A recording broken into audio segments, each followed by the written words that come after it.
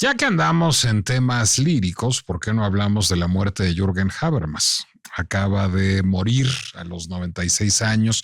Este filósofo alemán, yo diría que el último de los grandes filósofos del siglo XX, el último representante de la escuela de Frankfurt, que no es una escuela de pensamiento filosófico con la que yo tenga particular afinidad, pero curiosamente con Habermas sí.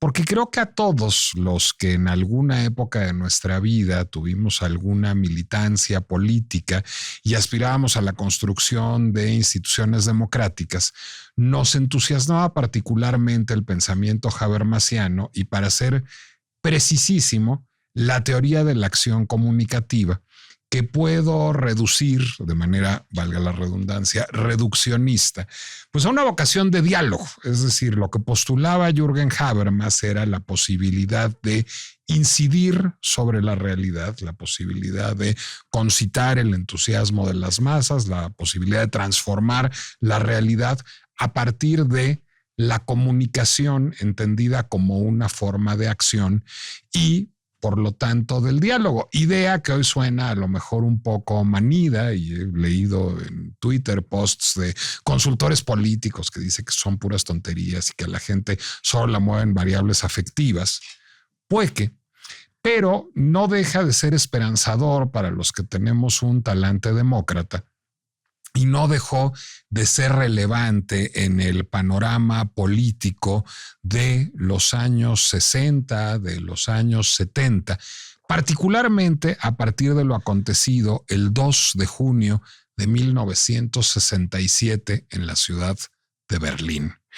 Ese día fue muerto Benno Ohnesorg, que era un joven estudiante berlinés. Les recomiendo mucho una película que se llama The Baader-Meinhof Complex, una película de Uli Edel que da cuenta en su primera media hora o 20 minutos del episodio de la muerte de Benno Ohnesorg, que era un estudiante que no tenía un récord de militancia política previa, que, digamos, estaba simplemente pues aislado con ciertos ideales de izquierda que cuestionaban el imperialismo yanqui, se decía en aquella época, que cuestionaban la guerra de Vietnam, que cuestionaban la intervención de Estados Unidos en países del tercer mundo para alinearlos a, digamos, el mundo de la OTAN, que cuestionaban la alineación del propio gobierno de la Alemania Federal con Estados Unidos y que decidieron manifestar todo esto en ocasión de la visita del Shah de Irán. Ahora que estamos hablando tanto de Irán, ahora que acabamos de dedicar un episodio de la pinche complejidad a lo que acontece en Irán, bueno, pues justamente el régimen que sería derrocado algunos años después sería el régimen proclive a los intereses estadounidenses y en algún sentido comprometido con ciertas libertades, no particularmente probo ni particularmente democrático, pero sí comprometido con ciertas libertades individuales, que es el régimen, que fue el régimen de Reza Pahlavi, el Shah de Irán. Y entonces justamente Benno Ohnesorg y una serie de estudiantes alemanes estaban protestando ese día la visita del Shah de Irán a Berlín y decidieron hacerlo en el lugar más visible, en el lugar más emblemático, en el lugar que más encarnaba el poder en el Berlín de aquella época y el carácter oficial de la visita del Shah de Irán, que fue la Ópera de Berlín, porque invitaron al Shah de Irán, el gobierno de la Alemania Federal, invitó al Shah de Irán, a Reza Pahlavi, a la emperatriz Faradiva, a ver una representación de la flauta mágica de Mozart como parte de una visita de Estado. Y pues era en toda la ley aquello que correspondía de dignatario a dignatario en visita de Estado, presentar lo más granado de la cultura germánica, pues equivalía a presentar una ópera. en la Ópera Nacional, porque era una ópera del Estado. Por cierto, los vecinos de enfrente, del otro lado del muro de Berlín, también tenían su propia ópera estatal, y entre las muchas rivalidades que cultivaban las dos Alemanias estaba la rivalidad operística, lo cual a la Alemania reunificada ya le dio muchos problemas a la hora de la reunificación, porque tenía no dos, sino tres, porque en Alemania Democrática había dos casas de ópera, también había una Volksoper. Entonces, bueno, pues había que administrar tres casas de ópera. Y ahora, ¿qué se hacía con esto? En una época en que los estados-nación, pues particularmente en Europa, pues solían tener óperas nacionales. Bueno, a la fecha, por ejemplo, si uno va a Viena, cuando después de comer demasiada Sachertorte cruza la calle, pues entonces se encuentra con la Staatsoper, es decir, la ópera del Estado. Por cierto, hay una Volksoper que también es del Estado, si no me equivoco, en Viena. Pero, bueno, si uno iba en los años 60 o en los años 70 todavía al Reino Unido, la Royal Opera House sí era Royal en aquella época, sí era una ópera del Estado, ya no lo es a estas alturas del partido.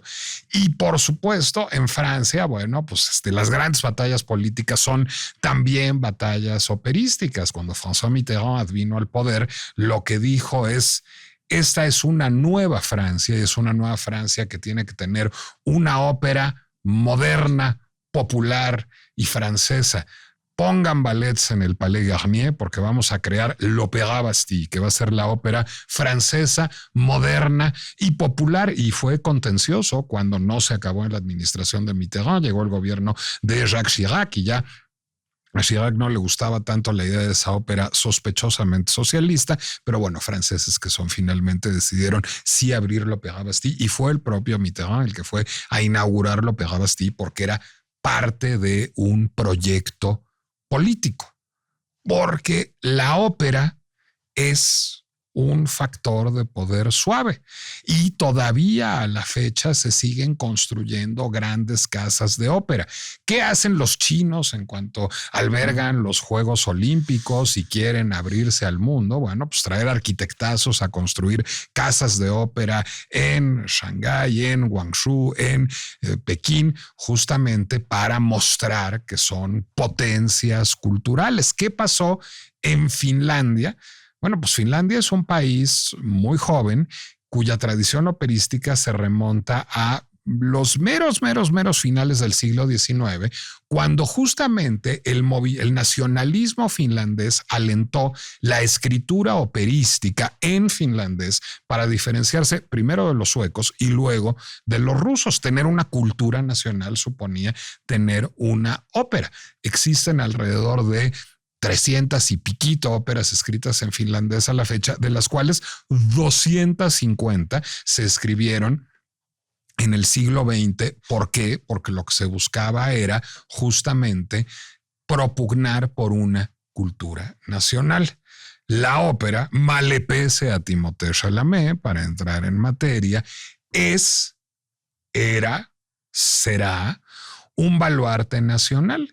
Porque dice Timothée Chalamet que la ópera a nadie le importa. Y entonces salen muy airados todos los directores, administradores, cantantes a defender la ópera, pero también sale el New York Times a decir que las finanzas de la Met Opera, de la compañía de ópera más importante del mundo, están naufragando, se están comiendo el fondo.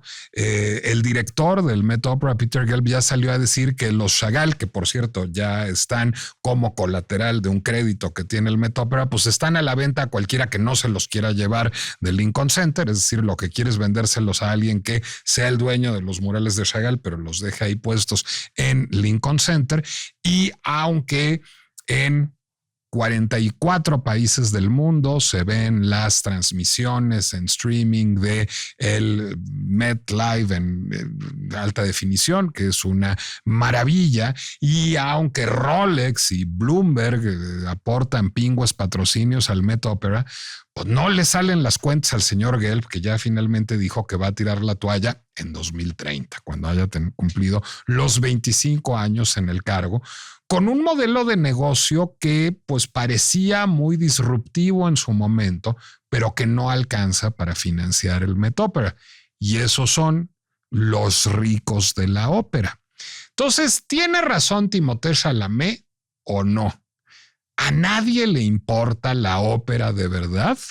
¿O simplemente es una forma de arte que tiene un público y un público nutrido, pero que no puede ser negocio? Y si no puede ser negocio, ¿importa que a muchos nos importe la ópera?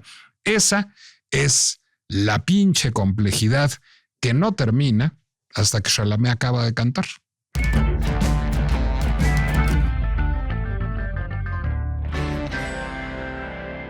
Soy Nicolás Alvarado, me da muchísimo gusto darles la bienvenida a La Pinche Complejidad, el podcast del Heraldo Podcast, en donde no vamos a hablar de Timothée Chalamet, no vamos a hablar de la novia de Timothée Chalamet, que a nosotros tampoco nos cae bien, para serles franco, sino vamos a hablar de el modelo de negocio de la ópera. Primero, ¿la ópera tiene un público? ¿Quién es ese público? ¿De qué tamaño es ese público? ¿Y qué está pasando con ese público? Segundo, para atender ese público, la ópera tiene hoy modelos, creo que hay que hablar en plural, de negocio viables. Bueno, yo no lo sé, pero quien sí lo sabe es Alonso Escalante, que ha padecido eso en carne propia en múltiples ocasiones, como director de la Ópera de Bellas Artes, como director del Teatro Bicentenario, como promotor cultural íntimamente ligado a la ópera. A ver, Alonso, ¿a cuánta gente le importa la ópera en el mundo y a cuánta gente le importa la ópera en México? ¿Es marginal o no? Gracias por la invitación, Nicolás. No, qué gusto eso que estés acá. Qué gusto estar con todo el auditorio que te sigue. Yo entre ellos, qué bueno y qué orgullo estar en esta mesa contigo. Voy a referirme a algo con lo que suelo rubricar las entrevistas a las que suelen invitarme a veces para hablar de ópera. Venga. Y eso es: la ópera nos gusta a todos, pero no todos lo sabemos. Y así es. A ver, desarrolla. Eso es lo que yo he pensado. La ópera, cuando bien hecha, te atrapa más allá de imaginaciones y de deseos ocultos que quisiera que se volvieran realidad. Es un fenómeno que es bien apreciado por mucha gente, especialmente por los que estamos allí y llevamos la cuenta de cuántos nuevos habitués a la ópera van llegando a nuestras salas, a nuestras funciones, a nuestras temporadas, inclusive con números duros que podía llevar en algún momento cuando me tocó fundar el Teatro del Bicentenario en León, en donde yo creo que son las cifras más duras, por lo menos durante los 7 primeros años de su vida, que existen en México, porque México es un país que no tiene cifras, no tiene números, no hay forma de medición correcta, especialmente en el ámbito cultural y particularmente. O sea, ¿por opacidad administrativa? Yo creo que por falta de una educación de llevar cuentas y de medirnos y de saber de dónde venimos, hacia dónde vamos, dónde estamos parados. Pero creo yo que este decir mío de la ópera nos gusta a todos, pero no todos lo sabemos, lo comprobé de manera muy, muy sobrada en muchas ocasiones allá en Bellas Artes. Lo he comprobado en otras partes del mundo y han querido tomarme prestado ese eslogan en otras partes del mundo, también en Estados Unidos y en Europa, porque coincidimos todos en eso. Nos gusta a todos porque es la suma de todas las artes, porque es el arte total, digamos, en la concepción wagneriana o zimmermaniana de eso. En esa concepción hay una gran parte que creo que tiene que ver con esa atracción casi irremediable que sentimos con la ópera, una serie de estímulos tan potentes, tan diferentes entre ellos, que es una pregunta que vale la pena plantearse en algún momento. En algún momento es la potencia política que tiene la ópera. ¿Qué puede hacer o qué haría o qué ha hecho la ópera con toda esa potencia, la palabra sublimada con la música, el discurso y toda esta capacidad de interacción que tiene con el público? Ahora te diré, nos gusta a todos, puede que te la compre, pero no nos gusta toda la ópera a todos. Y yo creo que ahí empiezan los problemas. Te lo dice además un mamón que reniega del verismo y al que Puccini y Verdi lo ponen de mal humor y que no soporta Turandot ni Aida, pero que le gusta la ópera contemporánea y que le gusta Wagner, que es como lo más cliché. Carmen también me gusta, y que le gustan las óperas raras y que le gusta que haya estrenos de ópera. Eso me gusta a mí. Eso está bueno, digamos, para que haya ópera, para que haya producción operística y para que haya creación operística en el mundo. Pero el público de ópera como yo es minoritario. El público de ópera, y te lo dice alguien que compra su abono para el Met Opera Live en el Auditorio Nacional y va cada sábado que se presenta, pues en general, cuando es Turandot, Aida, La Traviata, Tosca, Carmen, se llena. Y cuando es una ópera contemporánea o una ópera rara, no se llena. O sea, sí que yo vea que hay hordas enardecidas queriendo ver la Lulú de Berg, no.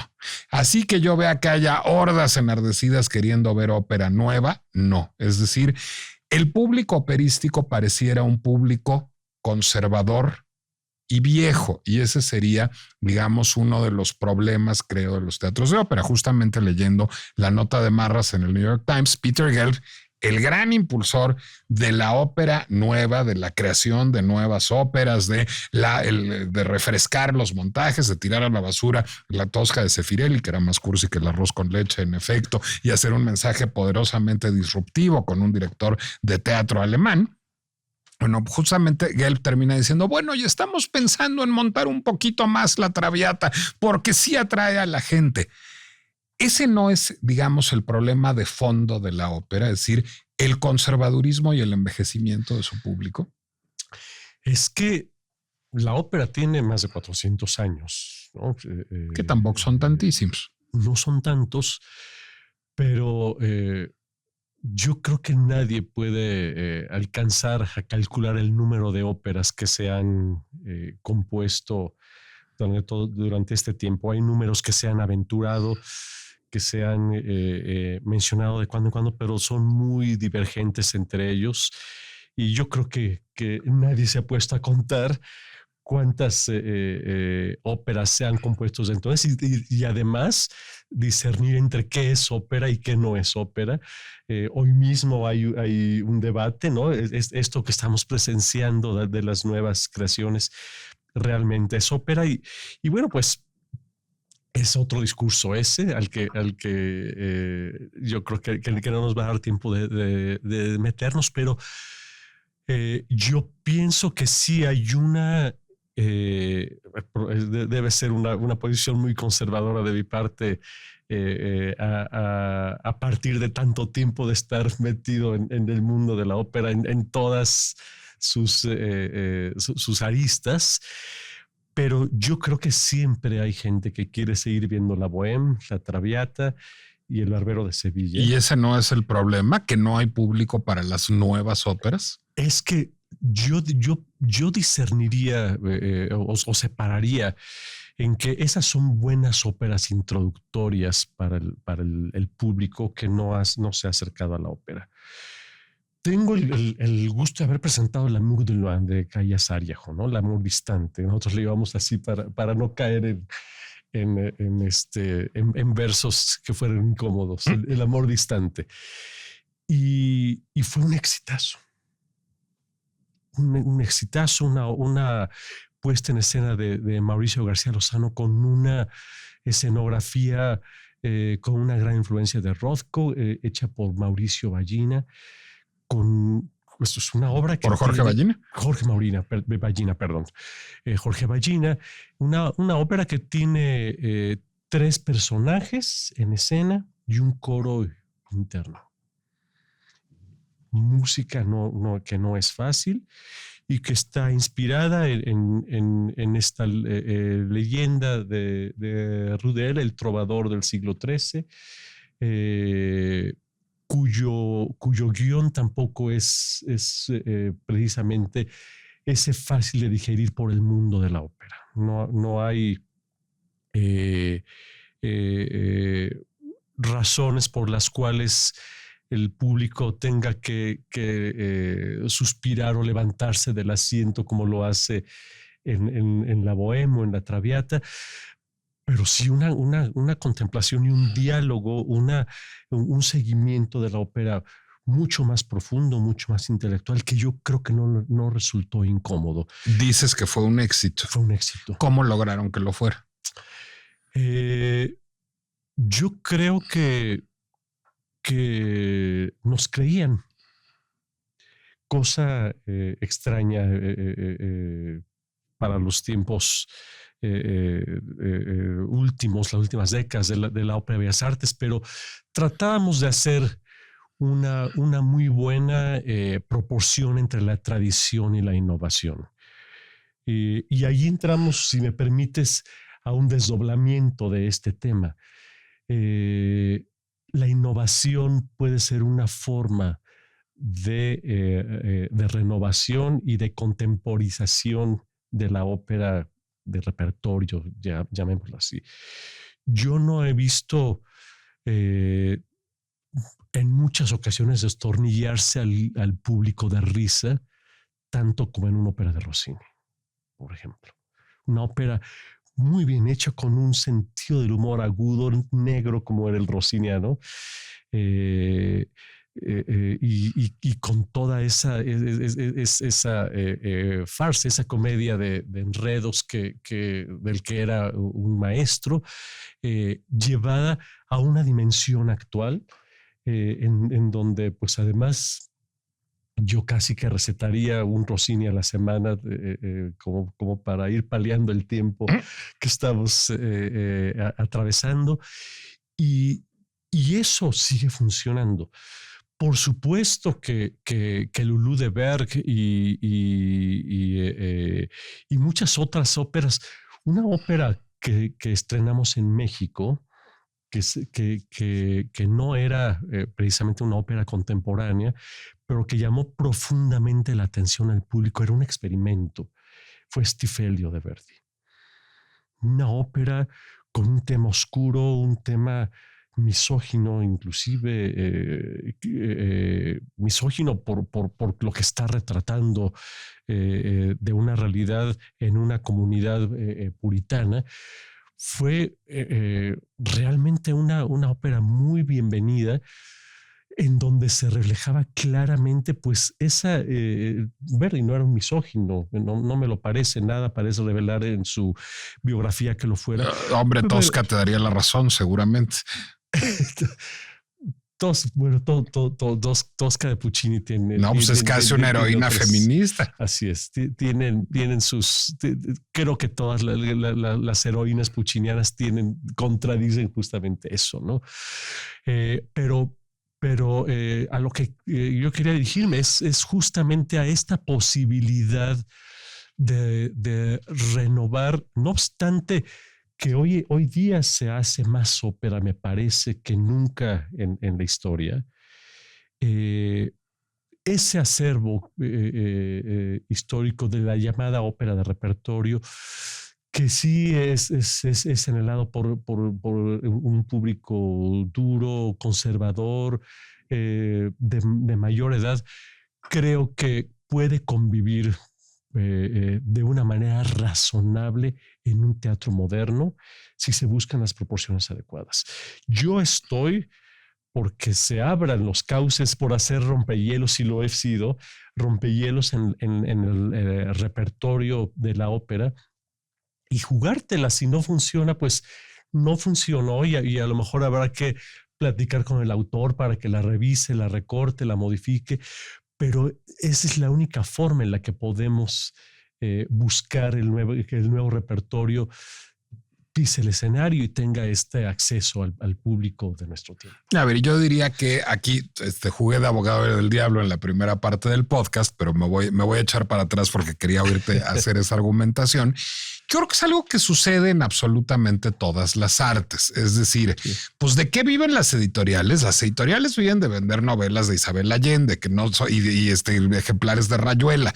Y eso es lo que permite que se financien textos más experimentales. El teatro, bueno, pues el negocio del teatro está en los jukebox musicals de Broadway, y es porque existe Mamma Mía y porque existen musicales de Michael Jackson que se pueden montar no solo nuevas dramaturgias o musicales de Sondheim en Broadway, sino que existe off-Broadway y off-Broadway. Es decir, es un ecosistema en donde la fidelización del público y el hábito se construye a partir del mainstream, y eso es lo que permite que existan las nuevas creaciones. Ese modelo es, yo creo que universal, y creo que además el director de la Met Opera del que hablábamos al principio, Peter Gelb, lo sabe muy bien porque viene de ser director de Sony Classical, en donde le tocó editar el soundtrack de James Horner de Titanic con el sencillo de Celine Dion. Exacto. Y eso financió una enorme cantidad de grabaciones orquestales, y es lo que le permitía tener los números negros que le permitían enfrentarse al conglomerado global que es Sony y decir, además voy a grabar esta pieza de música contemporánea con esta orquesta. Eso es, digamos, más o menos lógico que suceda, y creo que es un modelo más o menos virtuoso. Claro. Me iré una más allá. Una más allá, es decir, la ópera es de nicho y también bien está que así sea, como la poesía es de nicho. En mi columna de la semana pasada, acá en el Heraldo de México, lo que decía yo es, a mí me gusta mucho la poesía, me parece muy importante que se escriba poesía. Si todo sale bien cuando sea viejito y ya no tenga yo que hacer podcast y escribir columnas, me dedicaré a escribir poesía porque me gusta mucho, pero no espero vivir de escribir poesía, ni dejarle una herencia a mis sobrinos de escribir poesía, ni mucho menos hacerme rico de escribir poesía. El público de la poesía es muy chiquito. Sin embargo, no creo que la poesía esté amenazada ni que vaya a ser víctima del escarnio de Timothée Chalamet próximamente, por una razón muy sencilla. La poesía es muy barata. Es decir, pues ¿qué se necesita para escribir poesía? Pues una pluma y un cuaderno. No se necesita ninguna otra cosa. Y publicar un libro de poesía no es carísimo.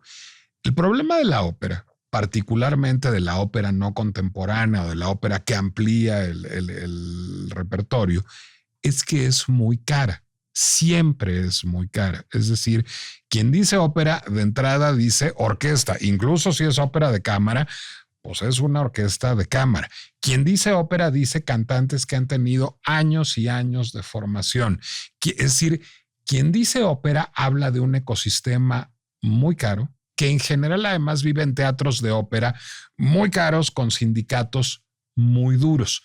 ¿No es ese, digamos, una desventaja y sí endémica de la ópera, Alonso? Sí lo es. Eso me parece que tiene una incidencia capital en el encarecimiento de la ópera. Para ponerlo en comparación con otra forma de expresión de la ópera que no tiene toda esta enorme carga, pues tenemos a las compañías que transitaban por todo el mundo con una forma de expresión muy limitada, ¿no? Usaban el mismo telón de Aida para hacer la italiana in Algeri y reciclaban los vestuarios para hacer la Bohème y para hacer el Don Giovanni de Mozart. Bueno, a mí me tocó mucho de niño la compañía de ópera que tenía Cristina Ortega, ópera, opereta y zarzuela en el Teatro Aldama. Era chiquitita, era con pista, y era pues así como de telones pintados, y era un esfuerzo, pues yo diría muy valeroso. Y a mí me tocó no ver grandes montajes de ópera, pero sí ver los pocos montajes de zarzuela que llegué a ver ahí. Ese fenómeno es también cada vez más raro, ¿no? Es cada vez más raro. Es cada vez más raro porque también me parece que vamos a abrir otra línea de discurso. Me parece que para poder cumplir los cánones de la ópera actual, hay menos permisiones que las que había en aquel entonces. Permisiones que van desde la propia interpretación musical, es decir, ahora se usan ediciones revisadas, Urtext, revisiones cuidadísimas por musicólogos actuales, que es la revisión de la revisión de la revisión, que son caras ya de rentar, pero que se dice nos acercan mucho más a la intención artística del autor. Eso lleva a un mayor perfeccionamiento también de los intérpretes, de la orquesta, del coro, de los solistas y de todos quienes conforman, especialmente delante del telón, todo lo que tiene que decir una ópera. Y eso pues va volviendo especialistas que me da la sensación que no necesariamente son tampoco tan apreciados. Es decir, si el público ya era un público duro, acotado, estos que esperan ese tipo de interpretación... Ya es el hipernicho, digamos. Así es, estamos hablando ya de un núcleo bastante reducido, pero también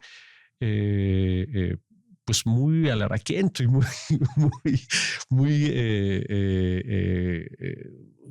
con una gran potencia e influencia acerca de que se cumplan este tipo de ideales. Entonces, esto tiene una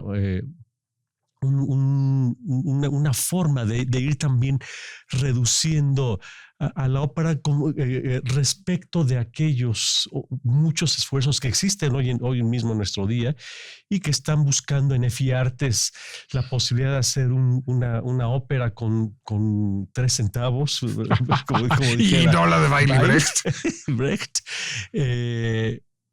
Hacerla con muy pocos recursos y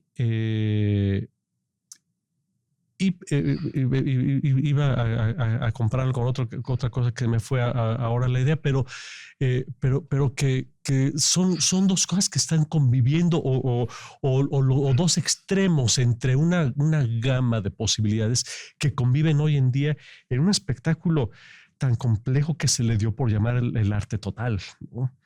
A ver, yo creo que ahí hay... Digamos, hay algo que queda más o menos claro, otra vez para ponerle un tapabocas al señor Chalamet. La ópera es de nicho, es decir, tiene un público, pero ese público no va a ser gigantesco y bien está que así sea.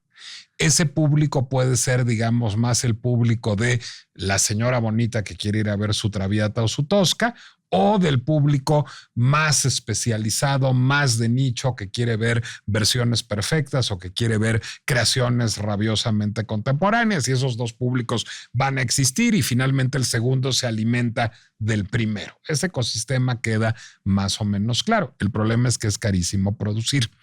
Yo creo que ha quedado muy claro en los últimos años y supongo que tú como gestor de teatros de ópera lo debes saber bien, pues que el financiamiento no va a venir de la venta de boletos. Es decir, si el Met o la Scala o la Ópera de Viena o Bellas Artes aspiran a financiar la producción operística y la representación operística con pura venta de boletos, pues eso queda más o menos claro que no va a pasar. Es decir, es un espectáculo muy caro, con condiciones laborales además extraordinariamente caras. Durante muchos años, lo decía yo al principio del podcast, el modelo de financiamiento pasaba por el financiamiento del Estado, no en Estados Unidos, pero sí fundamentalmente en Europa, todavía aquí, por ejemplo. Eso cada vez sucede menos o cada vez resulta, como aquí que todavía el financiamiento es principalmente público, en una muy pequeña producción operística. No quise decir pobre porque hay buenas producciones operísticas, pero son pocos recursos, sí. Poquitas y dan poquitas funciones y son con pocos recursos. Entonces, eso nos lleva a los nuevos modelos de financiamiento. Uno de ellos han sido las coproducciones que se ven muy de moda. De hecho, hubo un intento hace unos años, no sé qué pasó con él, de hacer algo que se iba a llamar el World Opera, en donde, si no me equivoco, 6 o 7 casas de ópera iban a coproducir. Eso no pasó, pero sí coproducen a menudo el Met con la Scala, la Ópera de Viena con el Colón. Es decir, se juntan 2 casas de ópera, 3 a veces, para hacer coproducciones. ¿Eso genera viabilidad para la producción operística? Sí genera. A mí me parece que aquellas coproducciones, los proyectos que yo he visto de esta naturaleza son exitosos. Prácticamente alcanzan una vida que va más allá de las funciones de estas 4 casas y se vuelve además no nada más una buena repartición de la inversión inicial, sino también el recoger un poco de los frutos de ese esfuerzo que han hecho. Creo que lo mencionabas al principio, el modelo sajón que es este absolutamente privado, basado en que las facilidades fiscales sean un estímulo para que inversionistas, ya sea morales o personas físicas, puedan llevar recursos a la creación artística, operística en este caso. También nos lleva a una aridez que acaba convirtiéndolo pues en una industria, ¿no? En donde, como decía en un foro al que fui invitado en Estados Unidos, es que estamos pensando nada más en la parte utilitaria y ya no en el hecho artístico, que es el que debería ser el principal motor de lo que estamos haciendo. A ver, déjame discrepar contigo con el caso específico del Met Opera. El Met Opera durante muchísimos años fue una casa de ópera extraordinariamente conservadora. Es decir, hasta que antes de Volpe. Exacto. En el tiempo de Volpe, lo que hacía era traía a Zeffirelli a hacer unos montajes cursis y aburridos. Tenía un repertorio muy acotado de óperas de toda la vida, digamos, y una disciplina financiera absoluta. No se endeudaba, no tocaba el endowment, atendía a la señora bonita y todo el mundo estaba tranquilo. Había unos pocos patronos que daban dinero y ya. Yo creo que ahí el Met Opera estaba, y a lo mejor es porque Timothée Chalamet es vecino del Upper West Side, a lo mejor por sus recuerdos infantiles tiene esa memoria, pues ahí sí estaba coqueteando con la irrelevancia el Met Opera. Es decir, esos montajes eran muy aburridos, muy convencionales. Ese repertorio era muy limitado. Sí, se ponía en valor el bel canto y había disciplina financiera, pero no era relevante en términos culturales. Sí. Cuando llega Peter Gelb... Tenían mucha incidencia, perdóname. No, dime. Mucha incidencia justamente estos que eran quienes invertían en la selección del repertorio. Los patronos. Sí. Bueno, llega Peter Gelb y lo que hace es ponerle una bomba a eso. Una bomba, además, que está apuntalada con sus resultados financieros en Sony Classical. Es decir, lo que yo sé hacer lana y sé hacer lana con el negocio de la música clásica. Lo que a mí me asombra mucho de Gelb, y diré, me produce enorme admiración porque no creo que haya sacrificio artístico, es que creo que él concibe la ópera como un negocio de arte y de marketing. O sea, lo que él dice es, el buen arte es buen marketing. Si yo traigo a William Kentridge o traigo a Ivo Van Hove a hacer una nueva producción poderosamente disruptiva, sea de una nueva obra, sea de un clásico del repertorio, eso es relevante. Si yo contrato a la Netrebko, si yo traigo a Rolando Villazón, si yo traigo a los grandes cantantes del mundo, eso es relevante. Si yo tapizo Nueva York de carteles como si fuera un musical de Broadway y pongo mi ensayo general en un billboard en Times Square, eso es relevante. Y si yo hago un espectáculo a 18 cámaras con una calidad de producción espectacular que transmito en streaming a 44 países del mundo, eso es relevante. ¿Eso gana dinero? No. Eso pierde dinero y es de lo que se acusa todo el tiempo a Gelb. pero eso atrae patrocinadores y donadores. Es decir, el modelo de negocio de Peter Gelb en el Met Opera es: gastemos un chingo de dinero en hacer arte, nada más en hacerlo sexy, en hacerlo con las grandes estrellas, con los grandes directores, con los grandes diseñadores, de la manera más disruptiva y llamativa posible y con un enfoque de marketing muy ambicioso. Y con eso vayamos a bajarle $25 millones a Mercedes-Benz o vayamos a bajarle una la nota de su presupuesto de marketing a Rolex y a Bloomberg. Eso funciona más o menos. Es decir, el Met es deficitario y se la pasan empeñando el Chagall, pero produce mucho y produce bien. ¿Te parece sustentable ese modelo o es un modelo que a la larga resulta, digamos, sacrificial para la creación artística? Si hay algo que hay que admirar en el modelo estadounidense en general, es el estímulo a la creación. Difícilmente en otra parte del mundo se están creando y se están presentando aún mejor nuevas óperas.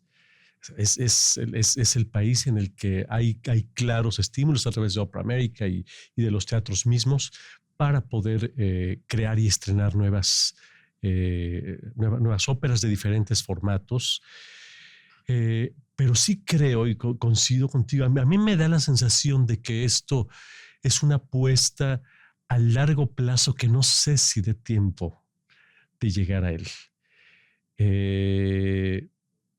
Está muy dependiente de las communities, ¿no? De donadores. Así es, de que la comunidad esté contenta, esté sintiéndose bien con el orgullo de su teatro, de lo que están presentando, de cómo se proyecta hacia el exterior, de cuál es la imagen. Hay una competencia entre las diferentes casas de ópera y también hay un sentido de colaboración. Me parece todo esto muy sano, pero creo que sí apuesta a un tiempo que no sé si alcance a poder ver cuajar este tipo de modelo al que han seguido todos los teatros en Estados Unidos y que es contrario, como tú bien lo decías, al modelo europeo, que es absolutamente, y que es el mismo latinoamericano, ¿no? El modelo en donde el Estado es el patrocinador de la cultura, es el patrocinador del arte, y en donde pues se siguen otro tipo de modelos de curaduría, absolutamente. Ese modelo latinoamericano, que en esencia es el modelo francés inventado por André Malraux, a la fecha. En muchos sentidos. Sí. Allá y acá. Sí. ¿Es sustentable? Es decir, ¿puede gozar de buena salud una ópera nacional con ese viejo modelo francés?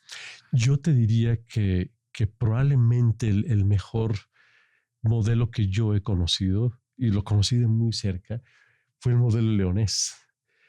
Cuenta. El modelo leonés. León de León, Guanajuato. León de León, Guanajuato, que era un modelo donde el Estado invertía prácticamente en el sustento de la casa de ópera y de su programación, pero me permitían hacer una buena labor de procuración de fondos. El público se tardó 3 años, el público y los empresarios locales y regionales, en hacer suyo el teatro, en sentir orgullo, en hacer aportaciones para que pudiéramos hacer otro tipo de cosas, ofrecerles, venderles los proyectos para que participaran en ellos y produjera esto una especie de ejercicio mutuo que al final, cuando yo dejo la dirección, era más o menos en una proporción de 64-36, 64% Estado, 36% recursos autogenerados, lo cual me parece que iba por buen camino a los 7 años. Creo que por allí debería de ser una buena proporción, pues para poder quitarle este estigma que ha tenido la ópera desde sus más de 400 años, de estar desahuciada constantemente o por periodos determinados, ¿no? Creo que eso ayudaría. Bueno, yo lo que hago es que tú eres finalmente un cultor de la mesura, es decir, ¿Te parece que los esquemas de financiamiento mixto son virtuosos? ¿Y te parece que un repertorio en que coexisten las óperas del repertorio tradicional de toda la vida con las nuevas creaciones es un repertorio virtuoso que genera fidelidad? A lo mejor en los extremos se tensa más la posibilidad de desahuciar la ópera y lo que harían falta serían esquemas más mesurados de gestión operística. Sí, absolutamente. Y es lo que decías, que tiene que ver con prácticamente la promoción de todo el quehacer artístico. Es muy importante.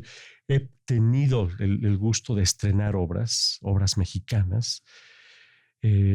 Algunas de ellas han sido un riesgo a correr y unas han sido más exitosas que otras. Eso me parece que ha estado muy bien y me hubiera gustado hacerlo más en la medida en que pudiéramos hacer más ópera para que estas proporciones se puedan mover. Pero sí creo que por varias razones es más fácil, inclusive formativas, que también tiene una buena parte en mi decálogo personal, el hecho de formar al público para que llegue habiendo pasado por Mozart y habiendo pasado por el belcantismo y el verismo, puedan aterrizar mucho más fácil en Shostakovich, ¿no? Y así sucesivamente hasta la ópera de nuestro tiempo. Creo que eso es la guía del buen escucha de ópera que no hay que saltársela. Yo diría por allí. ¿Por qué es relevante la ópera? Por sí misma. La ópera tiene una justificación en sí misma. La ópera es una forma más que tiene el ser humano, que ha creado el ser humano para verse reflejado y para saber cómo se ve, cómo nos vemos. La ópera finalmente es teatro, ¿no? Lo sabemos, teatro que tiene como forma de expresión la música, la voz. Y es importante que este tipo de referencias las tengamos todo el tiempo y las tengamos en la ópera particularmente, porque la ópera tiene lo que no tiene otro tipo de expresión artística, que es la música, es las artes plásticas, es esta convocatoria de todas las posibilidades creativas del ser humano que nos llevan a un conglomerado en donde ya hablaba yo de los estímulos, pero la forma en la que el discurso puede tomar fuerza, creo que no la tiene ninguna otra forma de expresión en el arte, en todo el universo artístico. Por eso es importante la ópera. Alonso Escalante, gracias por ayudarnos a desentrañar y poner en valor la pinche complejidad de la ópera, de sus públicos y de sus modelos de negocio. Muchísimas gracias de verdad. Gracias a ustedes también. Les recuerdo que me pueden seguir en Nicolás Alvarado Lector, tanto en Instagram como en Threads, leerme en El Heraldo de México los miércoles y seguir La Pinche Complejidad, que es una producción del Heraldo Podcast disponible en Spotify, Apple Music, Amazon Music, YouTube, Deezer y cualquier lugar donde acostumbren a escuchar podcast y donde también pueden escuchar ópera, por cierto. Yo estoy muy emocionado porque voy a ir a ver un espectáculo que nunca he visto antes y que he soñado durante décadas con ver, que es el Mahagoni de Weill y Brecht, que lo he oído en discos muchas veces y nunca lo he visto. Y es una ópera y me parece de la mayor relevancia. Nos escuchamos la próxima. Heraldo Podcast, un lugar para tus oídos.